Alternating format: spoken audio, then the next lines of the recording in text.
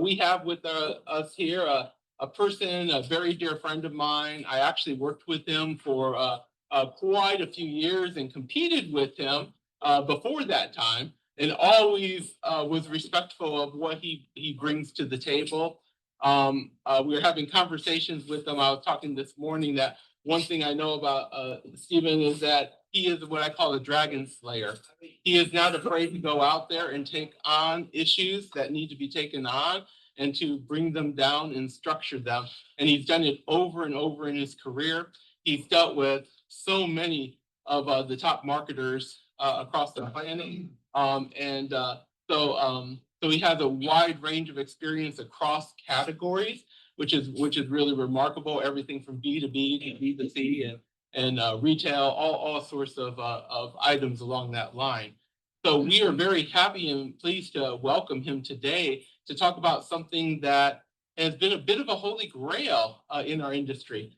We have, as MASB, proven over and over again through our individual brand investment evaluation trials and also into our MAP assessments that brand preference is a key concept on motivating people to choose the products that they use and that they purchase.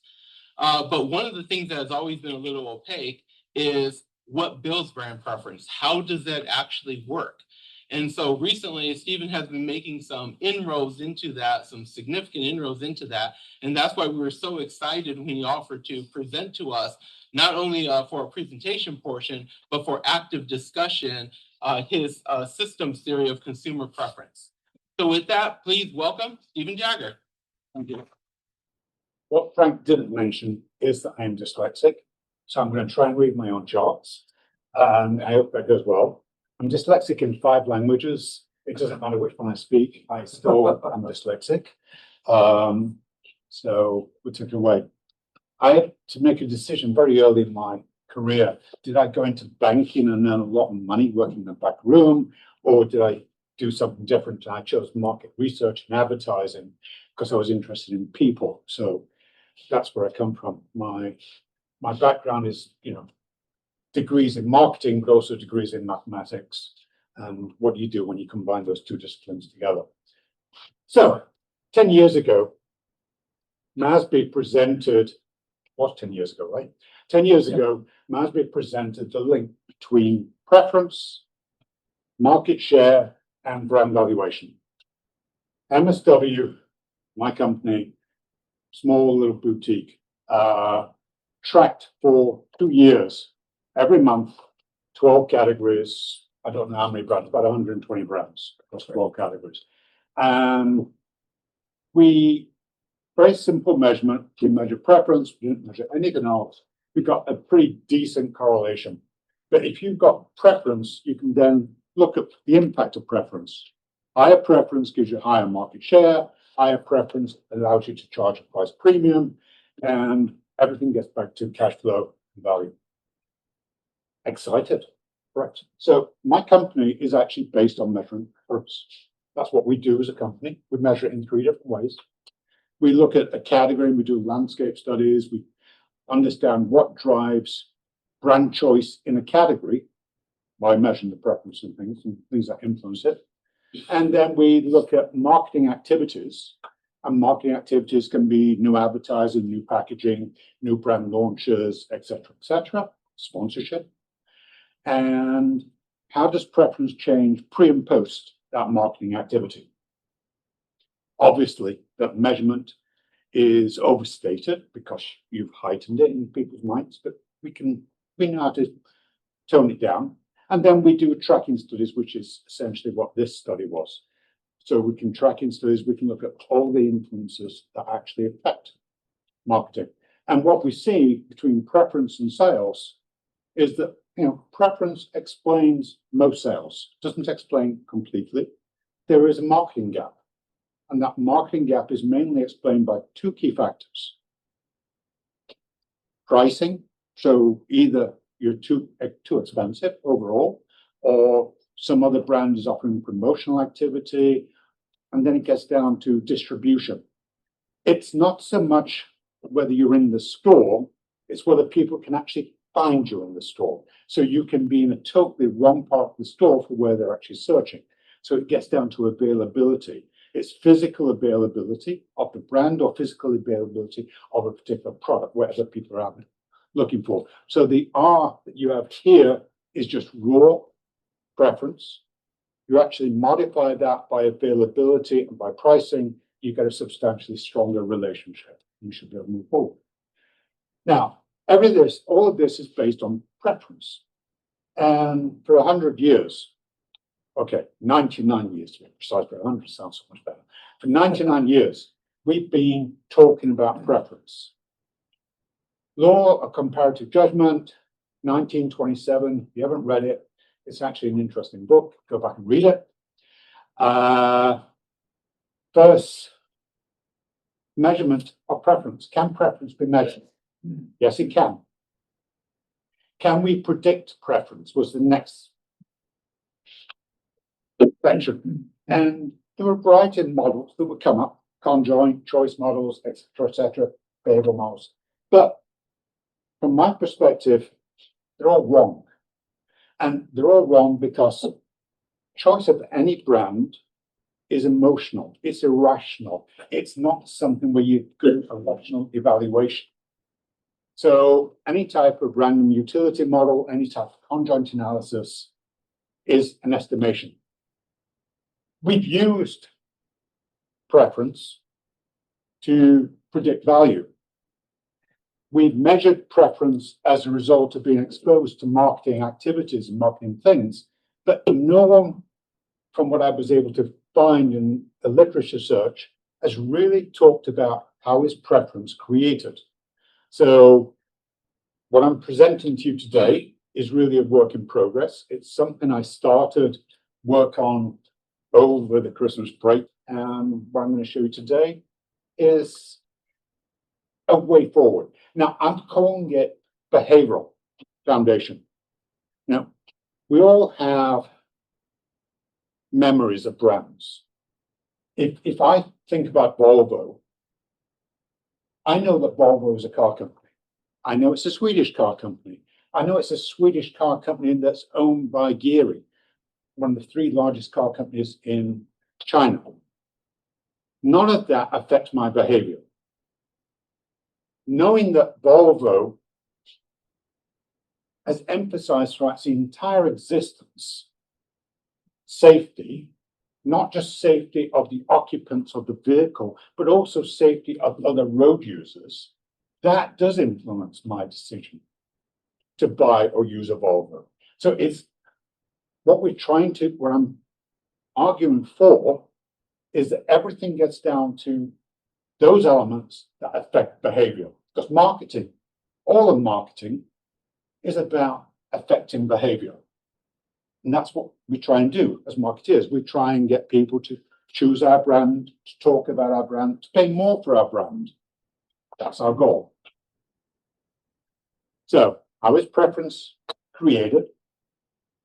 Marketeers cannot manage preference directly. All they can do is influence the conditions under which preference is created. They can put out a package, they can put out a piece of advertising, etc., etc. And they can measure how that works. This says recycle me, okay? So that changes my perception about Coke, maybe. But what I do with that is based upon me as an individual receiving it. So I'm going to take you on a journey. Pre-MASB. MSW in 2003. Yes, I know it's a long time ago. Wanted to try and understand brand equity. It was one of the things that we were talking to our clients about and something that we're interested in. So did a long literature search and we came up with 45 different terms to look at brand equity and how brand equity models were actually created. We found one company that used 30 elements in their brand equity model. We actually wanted something very simple. We wanted something that was parsimonious, pure variables as possible, but something that actually made sense given our client base. So we knew that preference tied to brand equity, and we can measure preference on time. But at that point in time, we were still open. We still needed to understand what else was available. So after this literature search, we decided to do a quantitative investigation. And we looked at a number of different attributes. Okay. And there's 12 of them there, if you count them. And we evaluated the performance of 57 brands across 12 different product categories. And we chose those product categories to be reflective, of diverse activity. And we measured preference along with a variety of other equity measurements, like consideration, like perceived loyalty, etc., etc. We conducted 31,000 interviews, which is, fairly reasonable sample size.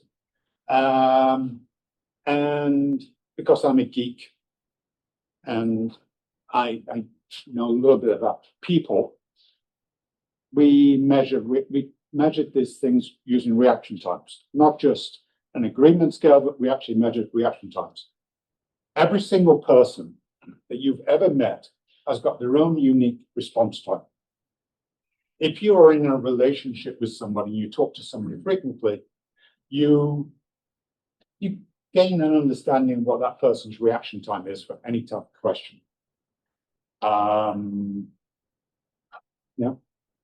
Your spouse, your children, partners, colleagues. And when that reaction time to a question or a response is longer than normal, you become suspicious, or at least you should do, because a longer than normal reaction time means really, A, they don't know, B, they're searching for a politically correct answer because they don't want to get disturbed or upset, or C, let's just be generous, they're trying to find a way to actually tell you something which is not necessarily the truth. Okay, so we got this, and we're looking at the 5-point scale with a score, and then we're applying reaction times, and we're looking at anybody that each respondent, we're calculating their standard reaction time. Then we're looking at distribution of scores, and we're going to take those beyond to actually do that. Okay. From those various measures and the various brands, we ran simple correlation analysis. What we discovered is that the strongest variable attribute, that is explaining preference, was relevance. Is this a brand for someone like me, someone like you? That was the strongest element. The second strongest element was difference. How different it is, this brand from other brands in the category. Relevance is about 1.5 times as important as difference. And the two are not identical. They're not truly orthogonal either. But we put them together in a model. And I would tell you, this is not really novel, because David Ogilvy mentioned something very similar on Ogilvy in advertising. And, if you are different and relevant, you're a winning brand idea. You need both, which ties back very much, Peter, to what you were saying this morning. Creativity and relevancy equals 1? Yep. Oh. We're getting to 1 in a second. It's coming up. Keep going, it's great. Okay.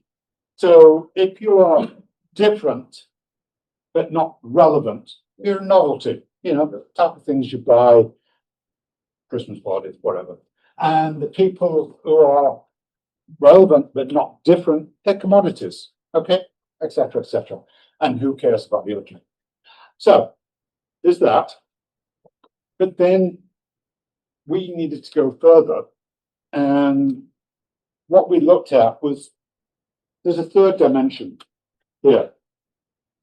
which is the emotional connection, which gets to the one.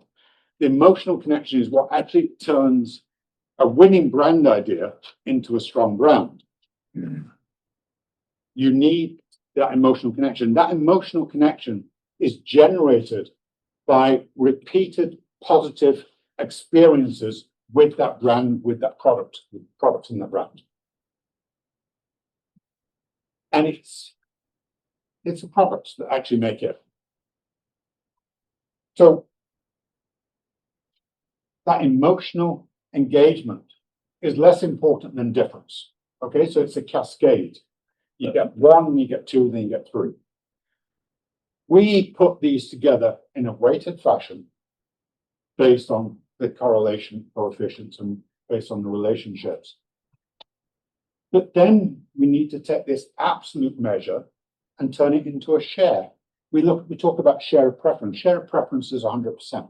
So we need to add up all the relevance, differentiation, and emotional connection in the same way and convert that also into a share. Looking at an absolute measure to a share is bound to fail. We need to do that transformation.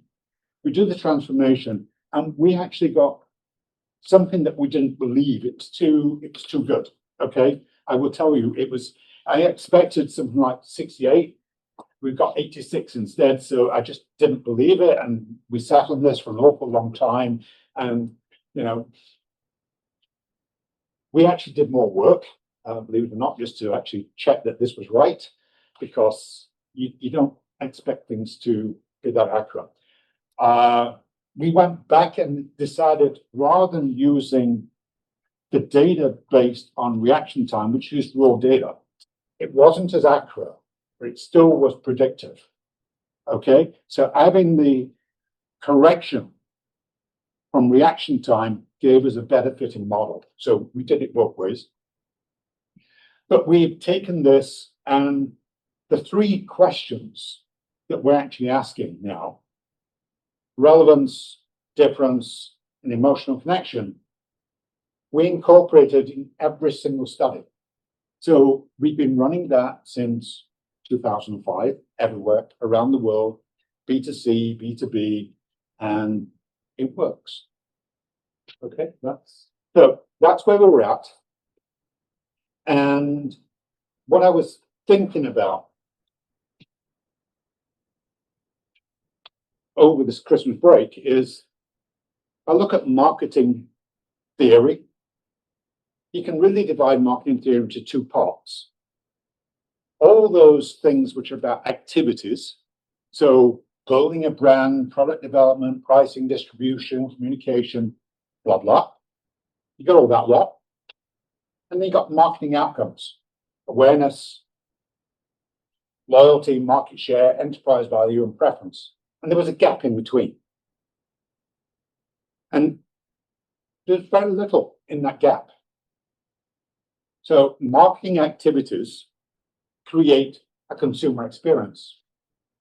We, as consumers, each and every single one of us, interprets those experiences, and we turn them into behavioral assets, assets that affect our brand choices. Let's just think this through. I think in terms of systems. I look for linkages between elements. I need to do that to organize my thinking, and it's the way I operate. Okay. So marketing activities, there's all the things that marketing does, product, packaging, all the other brand touch points. As a consumer, you're exposed to those marketing elements, and you need to experience them. Okay, you need to experience what's going on. You can have a direct experience, come into contact with it, or you can have an indirect experience. And you have millions of contacts with every single brand you think about. Okay. Now, that consumer experience then needs to be interpreted.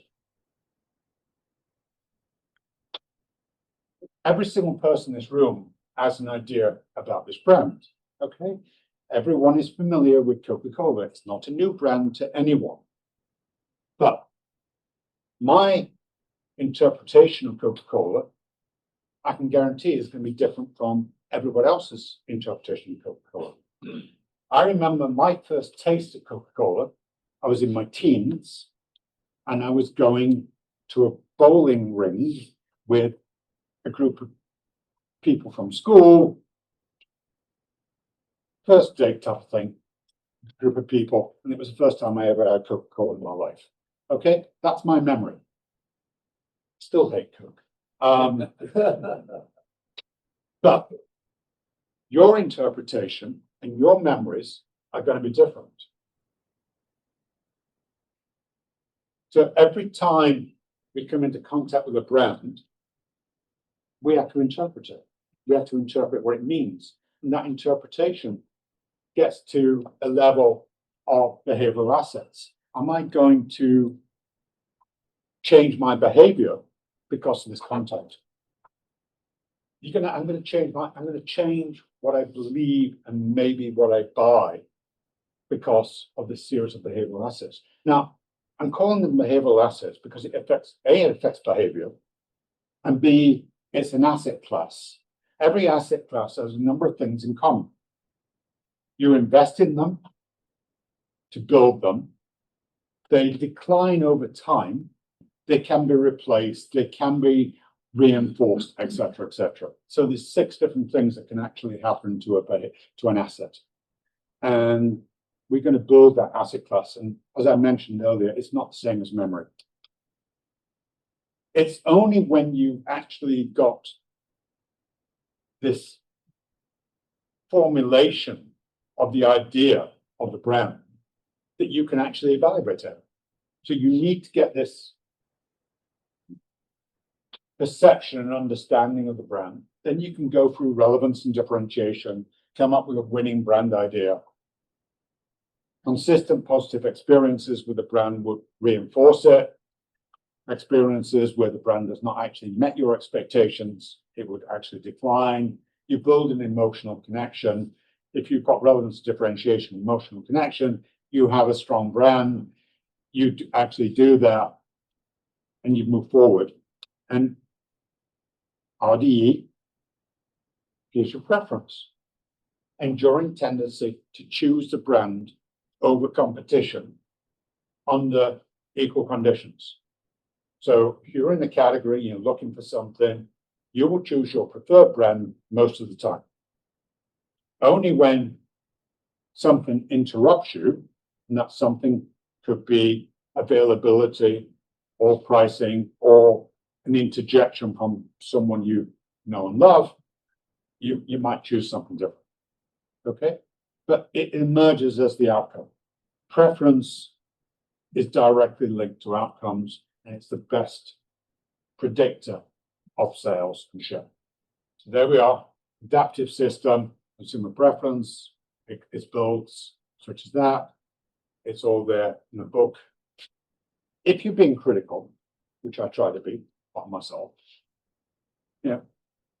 what have I actually done with this? Nothing is really new. Okay. I talked about behavioral assets as a missing middle. They haven't really been talked about in the same way previously. Consumer interpretation, identical experiences, we all got different things. Existing behavioral assets influence how you evaluate things. Preference becomes the outcome. One set of assets, and it's a recursive system. You go round and round and round. So it's not a throughput, it's a circular system.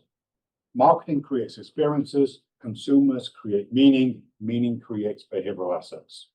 That's it. Why assets? They accumulate through investment. You need to invest in them through repeated experiences.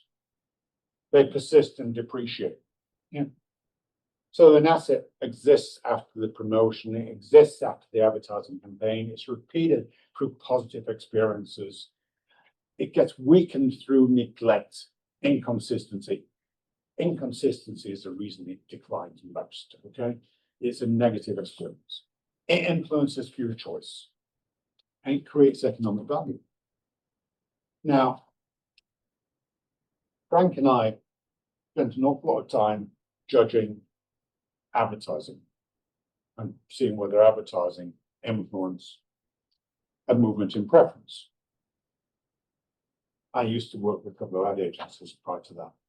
So what I would explain is that advertising can create a perception of a brand, but it's the brand experience,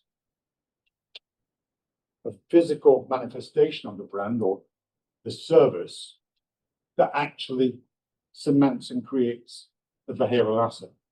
After your physical experience of the brand, advertising can influence your perception and memory of that experience and reinforce it and make it stronger. But primarily, it's the experience. If we look at tracking study data, it clearly is the brand experience which it influences things.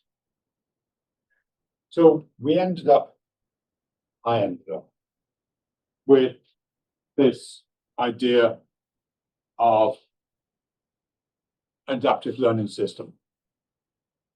And, learning theory is not particularly new, but you've got marketing activities, advertising, product pricing, all those things, distribution, packaging, influencing consumer experiences, direct, indirect contact with the brand, consumer interpretation, and that is filtered through involvement. In some categories you're really involved in, some you're not, but your involvement can go up or down. It's not the same for every category all the time. My involvement in a category will depend on the mood I'm in, will depend on situation, group of people I'm with, whether it's a hot day or a cold day, etc., etc. So it changes. Your existing behavioral assets influence that, your perception filters, social, cultural context, all of that affects that. Then you get to behavioral asset learning. As I said, there are 6 ways that behavioral assets change. We can create one, we can strengthen it, we can modify it, it can weaken, inconsistency weakens it, we maybe can replace it, or we can eliminate it completely. These updated behavioral assets go back and they come, the behavioral assets for the next interpretation, the next time we come into contact with this brand or this category. Behavioral assets are created through product experiences. So I wanted to take you through an example. This is a very simplified example. This is Amazon, and I'm only looking at 3. They've got substantially more than that. Mechanisms that they have that convert into behavioral assets and business outcomes. Everyone is aware of Amazon. Most of us have used it. One click, frictionless, easy, fast delivery. Don't have to think about it. You can order without really having to worry. You expect it to arrive. You do it and move on. It's effortless in reality. You can go on the site, you can look for it, and the business output is, it grows. If your relationship gets stronger, you take out Prime. The benefit of Prime to Amazon is that each Prime customer spends about 2.5 times as much as a standard customer. And in addition, they pay the fee up front. So it's like Costco, you pay to actually shop there. Amazon offers a wide selection. A to Z, it's the everything shop. Millions of items available. You go and search Amazon first, because if you've got a discussion, you've got something going, you go and look on Amazon. I would tell you that the categories I'm working on, if I'm doing a study in Brazil and I don't know what is available in the market, I go and look at the Amazon version for Brazil and I go and search what is there. or I go and look at the Amazon version in whatever country I want to be in and look at that. The expectation is that I can find anything I want. I can't order as easily as I used to be able to internationally. That's a different issue. Bigger baskets, more categories, higher spend. And Amazon gets to know you. The algorithm that they have, the system they have, will get to prompt you with, just for you, items based on your prior shopping experience with them. It can be great or it cannot be great. Okay, but let's say it's great. Okay, but it builds an expectation, more engagement, longer sessions, repeat visits. All of that is done to actually improve what's going on. The takeaway from all of this and everything they're doing, and this is just a simplified version, is that you are building behavioral assets where consumers are learning and building expectations and routines. It's routines that become habits, and routines that are really the power of what we actually do, where people will actually come back and they will search and they'll buy something, it's frictionless, and they'll do it again. They are mechanisms.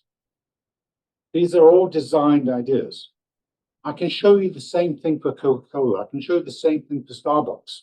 Every single brand has got some type of mechanism that ties people into that response.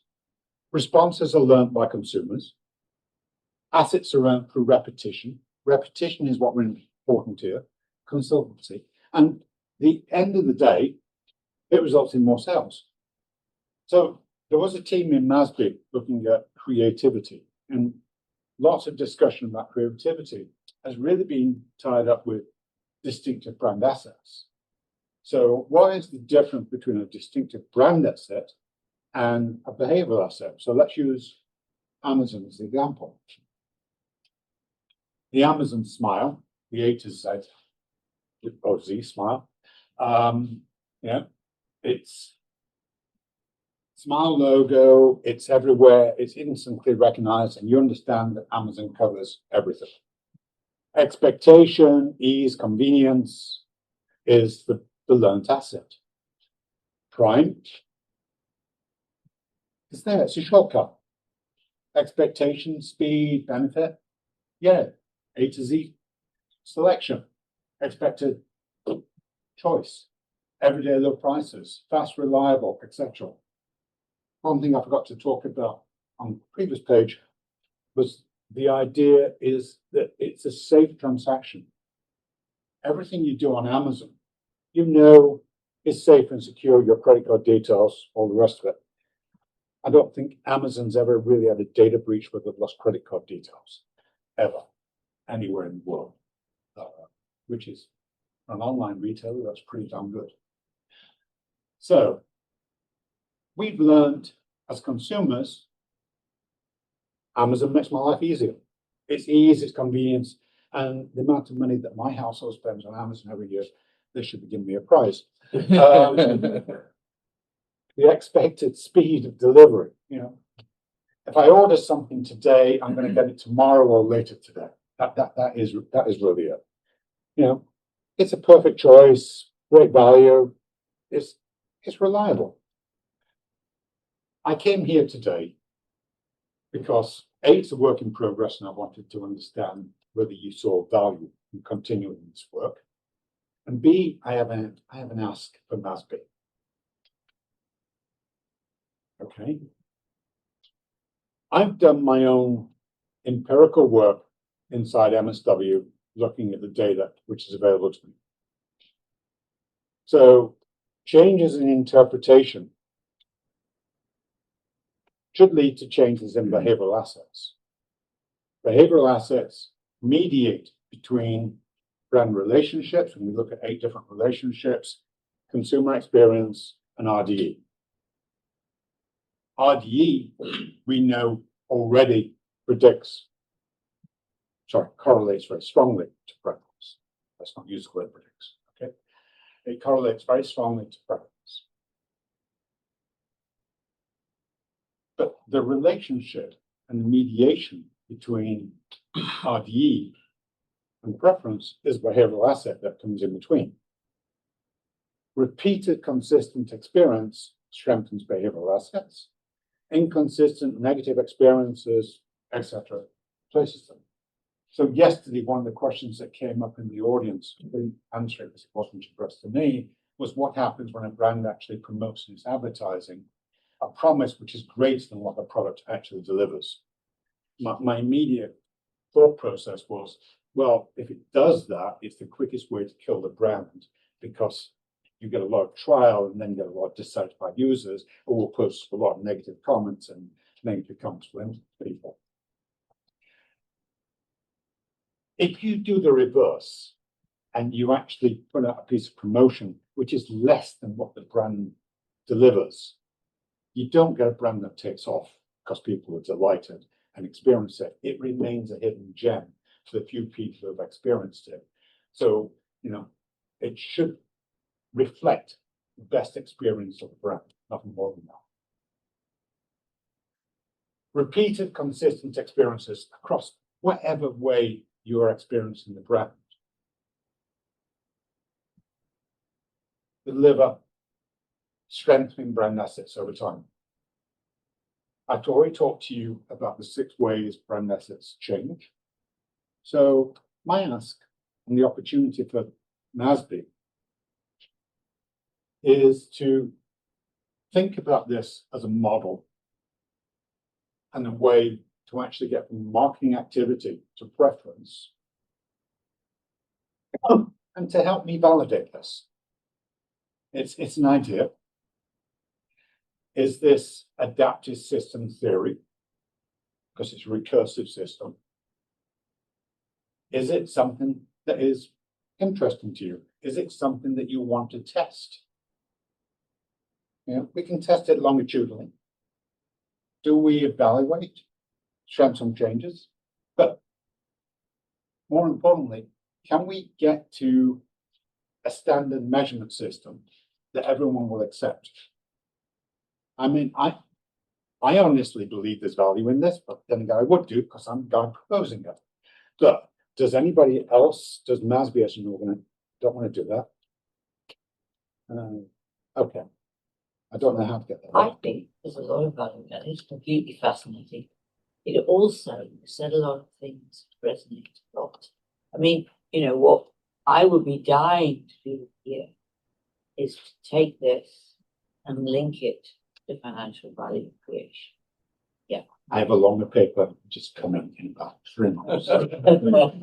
And, the other thing you said, which really struck me, actually, which is something that methodology I've been using for many years as a foundation for a methodology for developing brand positioning, Right. and brand purpose, is that you start and you're talking about a brand, how to communicate it with what does the brand represent on its best day. That's what David Overton said. Yeah, which is exactly the same thing you actually just said there. But to that concept of behavioral assets. And the other thing I think that term can potentially help us with and address is something I touched on briefly yesterday, and that is the focus on so-called performance marketing, brand activation. The essentially the last click, it's like get all the credit because I clicked on that Amazon Prime button and I bought. Well, of course, but I knew about the brand, I knew about the product, so a lot happened before that click. And I think if you talk about behavioral assets and you get some buy-in from the financial people on that, you need to invest in assets long-term. They pay back over time, so it gets the discussion going about the long-term impact of marketing activities, marketing as an investment. So it does a lot of good things, I think. So anyway, the thought that crossed my mind is I'd be most interested in how the financial decision makers respond to that concept. I've only shown this to one CFO. So Okay, well, I'm curious. Yeah. I got a positive reaction. Okay. The work I do is really where MASB sits. I work at the intersection of marketing and finance, and most of my clients are people who are responsible for corporate strategy. And sometimes that reports to the CFO, sometimes it reports directly to the CEO or marketing, whatever. But when I get a new tracking engagement, I try and get the C-suite together without any of the people underneath them to try and develop a lexicon, a common lexicon in terms of how you talk about marketing, and how you talk about the return that marketing can actually give you. I'm a great believer that marketing is what drives companies. But in study after study, and I've seen it, people are no longer keeping marketing as part of the C-suite. They are reducing the amount of marketing investment. When I first started, 15% was about normal in marketing investment. 8% now, it's been cut by half of revenue. And everyone's trying to do more with less. Great management, absolute crap. So we need, in terms of what we do, to help marketing sell the results of what they do to the CFO and the CEO. CFOs have got the longest tenure in the C-suite. You talk to a C-suite, and the CMO averages these days about 18 months. What can you actually do in 18 months in reality? So many people want to come in and they try and change everything immediately to make their mark. Please don't do that. CEOs, that's 5 years. So you can actually influence. If you can influence a CFO, the CFO is there for 12 to 15 years, and you can actually get continued learning. And the CFO can then influence the next level of people coming in. So I spend more time trying to talk to a CFO than I do to marketing people. Okay, that's by the way. Oh, so this is a longer version of Amazon. We don't talk about that. Starbucks. Okay. You had Starbucks this morning? No. Okay. We all have views about Starbucks, right? And yes, we've all been to Starbucks at one point in time, and I think that. The problem is Howard Schultz keeps coming in down to rescue it, because the minute he takes his eye off it, they deviate the brand. They all fall apart. Yeah. It's the third time, I think. What he delivered was not coffee. Coffee was the excuse for what he delivered. What he delivered was the third place. Yep.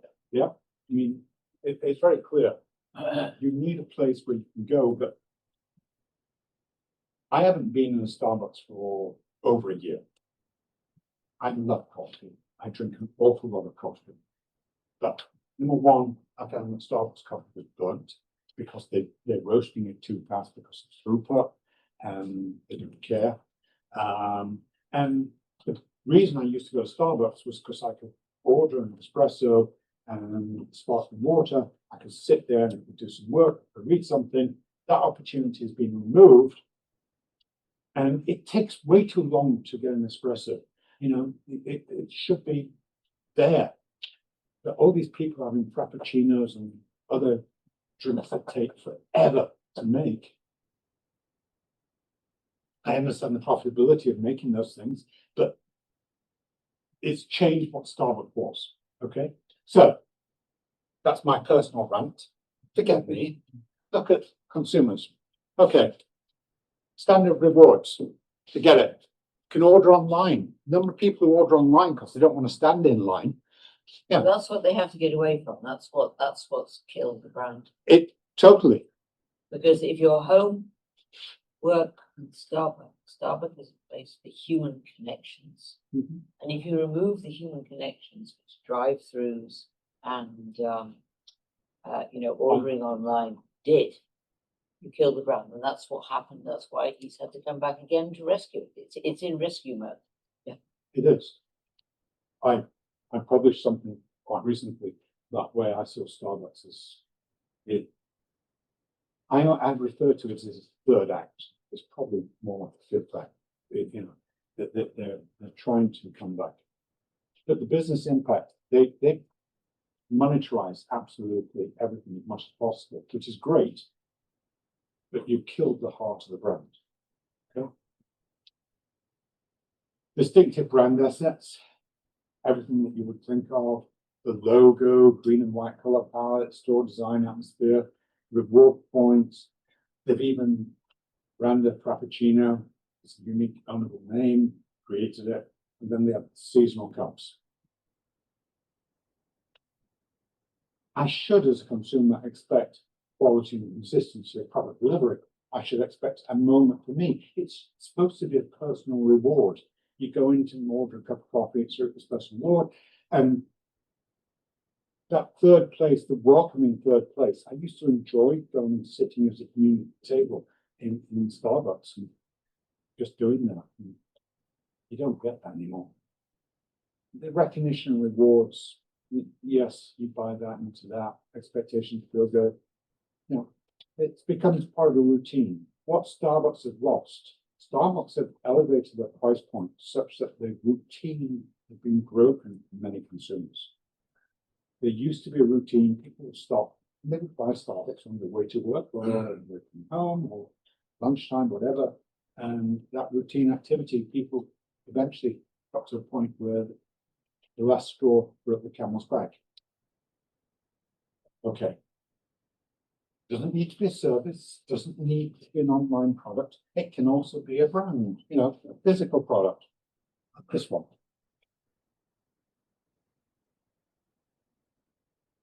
What does the company have going for it? Okay. You got iconic brand visuals, beautiful curved bottle. Absolutely, we all love that. The script, wonderful. Okay.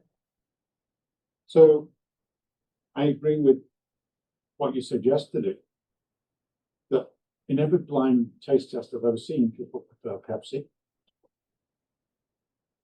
But that's irrelevant, because that's not what they're buying. They're not buying the physical product.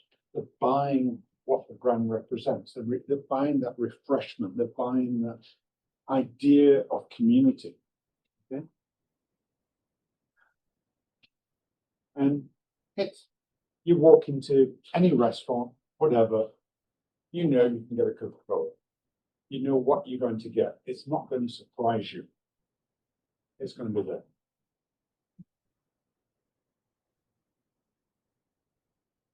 The behavioral assets, thirst relief. You know, I no longer feel thirsty. You feel happy, or people, you know, report they feel happy when they drink the Coca-Cola. The happiness goes on.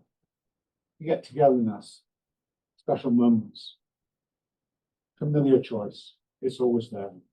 So that's the set of assets that they've built over time. Are they going to maintain them? Are they going to continue to grow them? That's really the question for their marketing team. So, you know, when you think about Coca-Cola, Coca-Cola is a marketing organization with one client, and that's the bottlers. The bottlers are the client and marketing organization. I've talked both to Coca-Cola as a company, and I've talked to the Bottlers Association. Their views are really quite interesting when you look at the differences between them. So it's good. There we are. Thank you. Time up.